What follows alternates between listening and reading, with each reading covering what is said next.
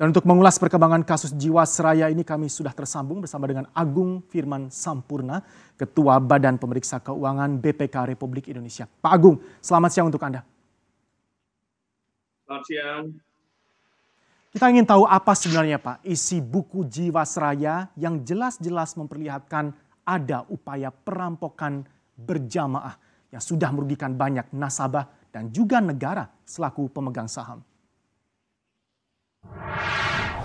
Pertama saya ingin mengatakan seperti ini ya, penjelasan kami pada saat ini tidak bisa terlalu diharapkan banyak, karena pada saat ini kita sudah masuk kepada proses penegakan hukum, ya.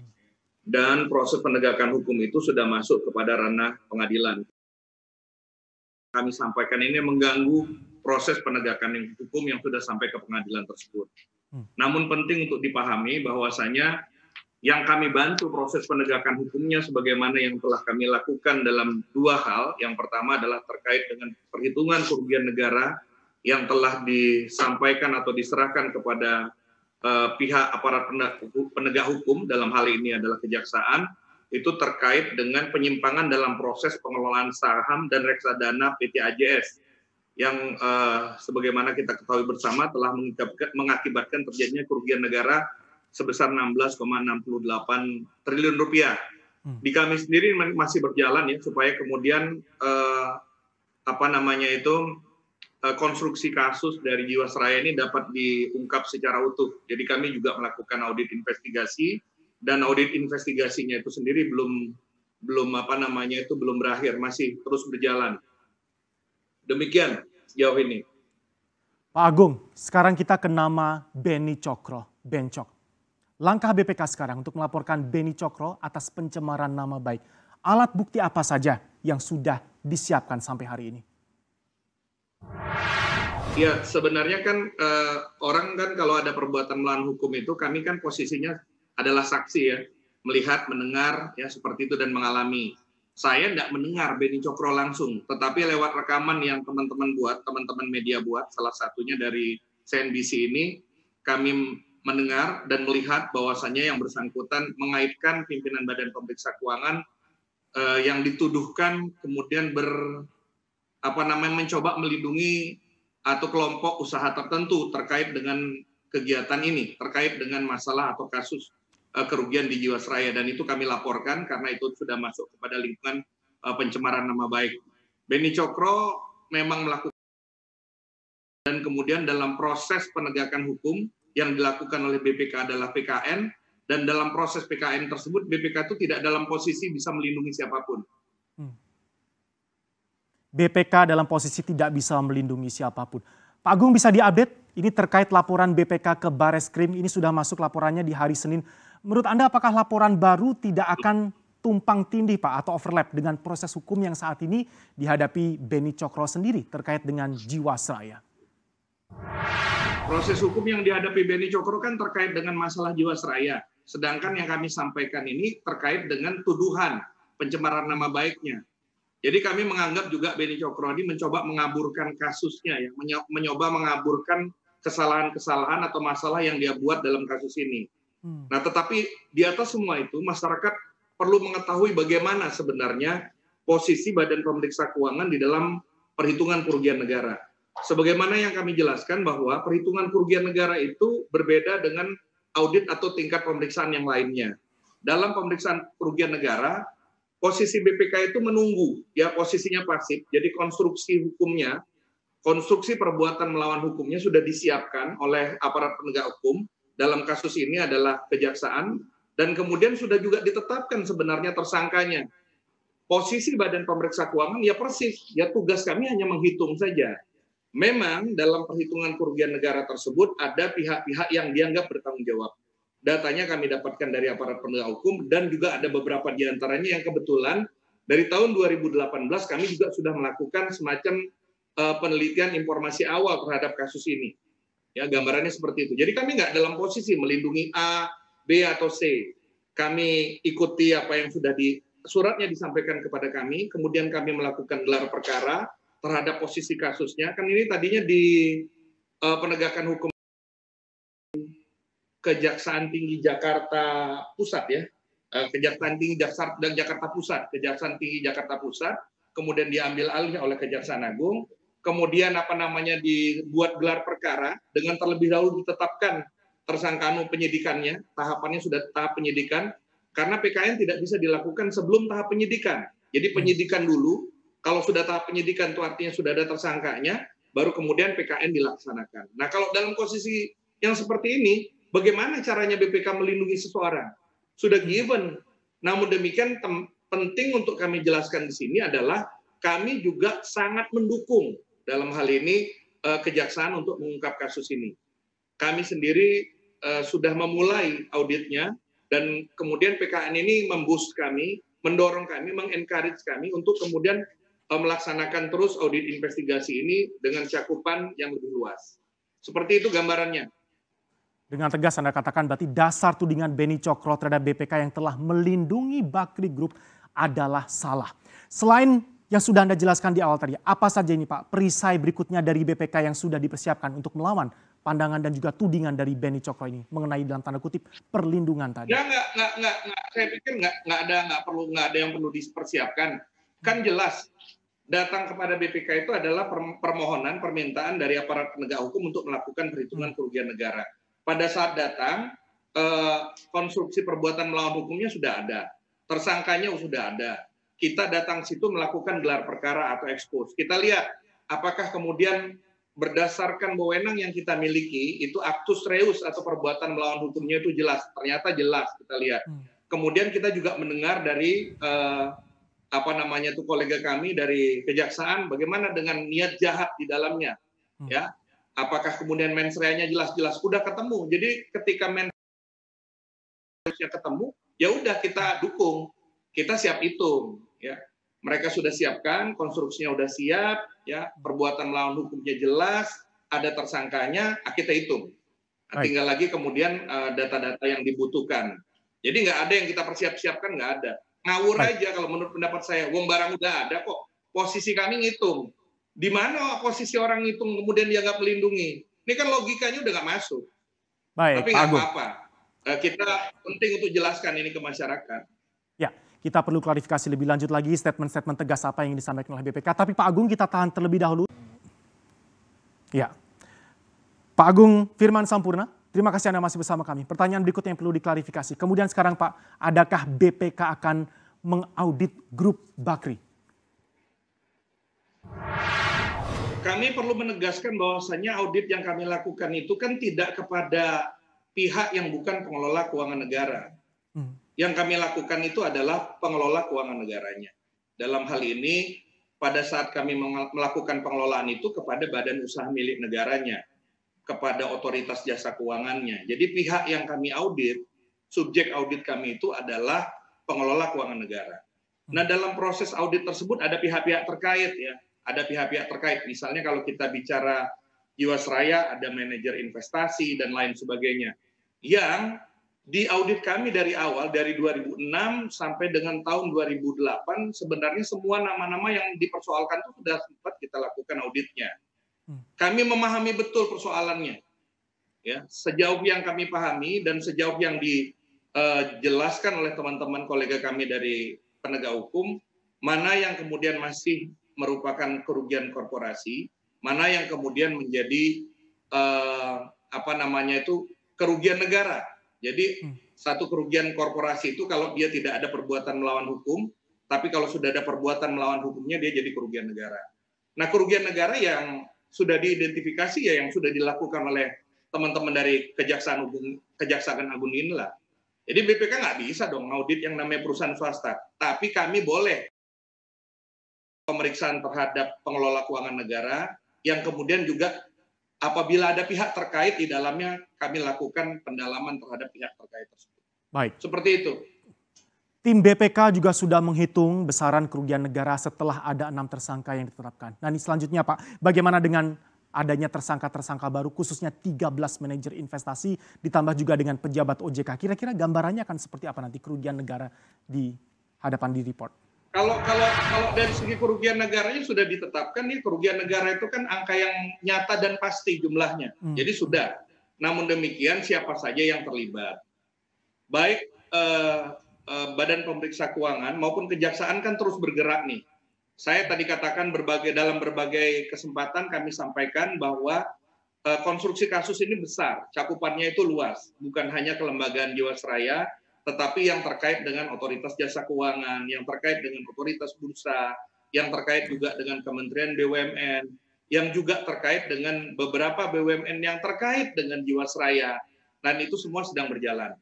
Apa yang dilakukan sekarang itu kan adalah keputusan yang dilakukan oleh aparat penegak hukum, dalam hal ini kejaksaan. Dan kami yakin ketika mereka menetapkan tersangka, mereka sudah memiliki alat bukti yang cukup. Adalah wewenang kejaksaan untuk menetapkan tersangka yang baru, tetapi kebetulan saja juga inline. Kami juga masuk ya, juga melakukan pemeriksaan kepada entitas-entitas yang saat ini terkait dengan perluasan atau pengembangan kasus dari kasus Jiwasraya yang sedang ditangani oleh aparat penegak hukum ini.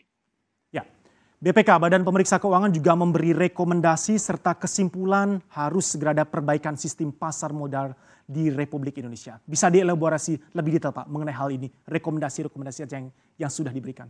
Ya, saya katakan bahwasanya kami akan menyampaikan rekomendasi itu ketika auditnya sudah selesai.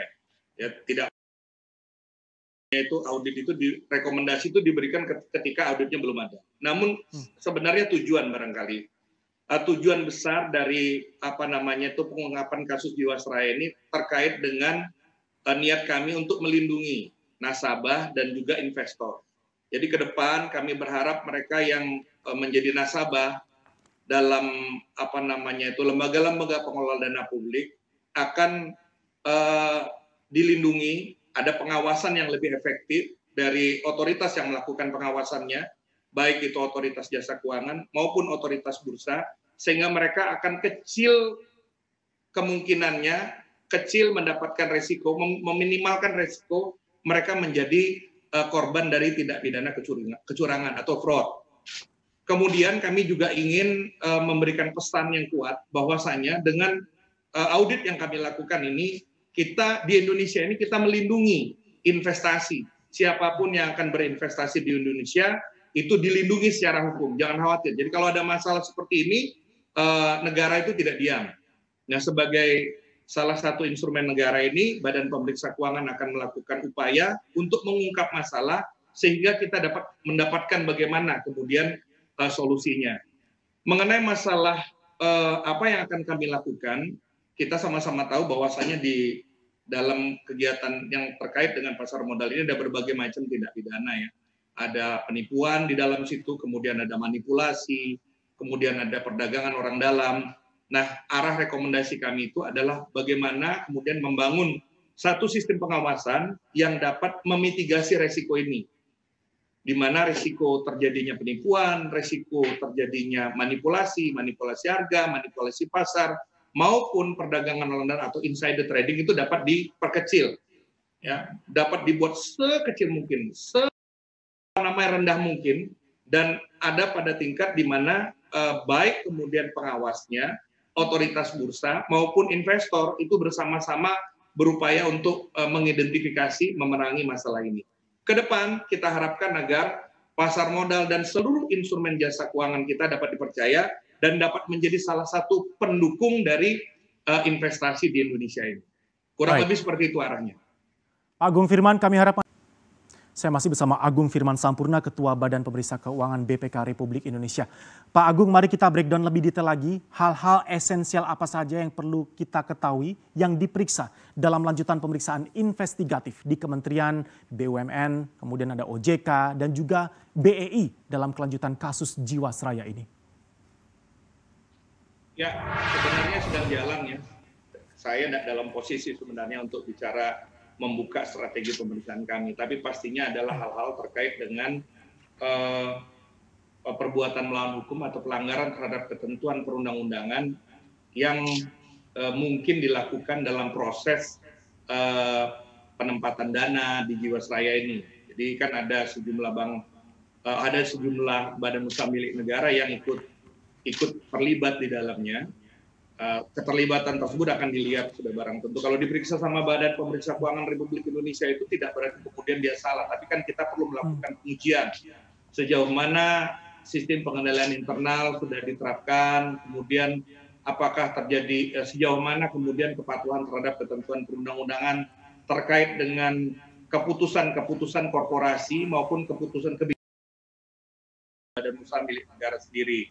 Karena ada penempatan dana dan penempatan dana itu dalam jumlah yang cukup besar di dalamnya. Nah, apakah kemudian ini sudah didasari oleh satu kajian yang betul? Apakah kemudian sudah mematuhi prinsip-prinsip business judgment rule? Dan kemudian apakah sudah barang tentu tadi yang seperti kami sampaikan, apakah ada perbuatan melawan hukum di dalamnya? Saya nggak akan bicara BUMN-nya apa dan sebagainya. Saya tidak ingin kemudian pernyataan kami ini kemudian menimbulkan masalah atau kehebohan baru di pasar.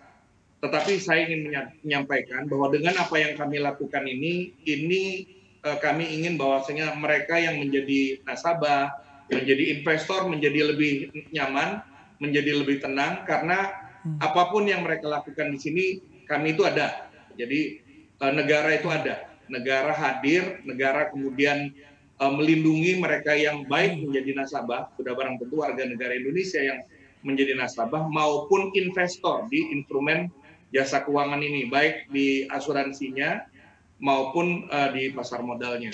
Sejauh ini yang saya bisa sampaikan. Ya, berarti dengan tegas BPK mengatakan tidak bisa memberikan gambaran kisi-kisi paling tidak berapa BUMN yang akan diperiksa dalam audit investigatif terkait mega skandal ini, Pak. Paling tidak kami tahu, Pak, nanti besaran kerugian negaranya akan bertambah seberapa besar secara persentase dengan adanya pemeriksaan lanjutan dan proses hukum yang terus berjalan ini. Nggak akan bertambah. Kalau kerugian negara nggak bertambah, ya. Kerugian negara itu kan adalah angka yang nyata dan pasti jumlahnya. Sudah fix di situ, akibat perbuatan melawan hukum. Yang akibat perbuatan melawan hukum yang lalai atau sengaja. Jadi udah pasti. Tetapi siapa saja yang kemudian bertanggung jawab. Kalau bahasa yang kami gunakan adalah siapa saja yang bertanggung jawab sehingga jadi seperti ini. Ini kan konstruksi kasusnya harus diungkapkan secara lengkap. Nah, kemarin yang langsung tingkat di kelembagaan asuransi jiwasrayanya. Nah, sekarang teman-teman dari aparat penegak hukum sudah berhasil mengidentifikasi juga dari otoritas jasa keuangannya. Ini akan terus berjalan sampai dengan seluruhnya. Kalau di aparat penegak hukum itu komitmennya adalah pada penegakan hukumnya, sedangkan kalau kami pada upaya perbaikan sistemnya. Kurang lebih seperti itu. Moral lesson yang bisa kita ambil dari mega skandal Jiwasraya ini, Pak. Karena di segmen sebelumnya sudah kita bahas banyak mengenai perlindungan siapa saja yang ingin dan akan berinvestasi di Indonesia. Seberapa jauhkah jalan reformasi untuk dunia investasi masih harus kita maksimalkan, mengingat kasus-kasus seperti ini masih sering terjadi. Dengan kasus ini kan saya lihat kolega kami dari Otoritas Jasa Keuangan sudah melakukan beberapa perbaikan. Ingat bahwasanya Badan Pemeriksa Keuangan Republik Indonesia tidak punya wewenang untuk membuat aturan. Kami hanya sebatas menyampaikan rekomendasi. Namun demikian, meskipun audit investigasinya itu belum diterbitkan, aturan-aturan POJK baru terkait dengan unit link seperti itu ya. Jadi asuransi tetapi di dalamnya ada investasi, itu kan sekarang diterbitkan. Sekarang sudah mulai diterbitkan. Dan itu merupakan bagian penting dari upaya untuk memperbaiki sistem dalam rangka melindungi nasabah maupun investor dalam pengelolaan dana masyarakat ini maupun dalam investasi pada instrumen jasa keuangan. Saya pikir itu akan bertahap. Secara bertahap sudah ada perubahan dari sisi otoritas jasa keuangannya. Mungkin nanti juga akan ada perbaikan sistem juga dari BUMN-nya. Kemudian mungkin juga ada perbaikan sistem dari otoritas bursanya. Seandainya yang dibutuhkan adalah perbaikan sistem ya. Karena bisa saja persoalannya bukan sistem. Bisa saja persoalannya memang orangnya.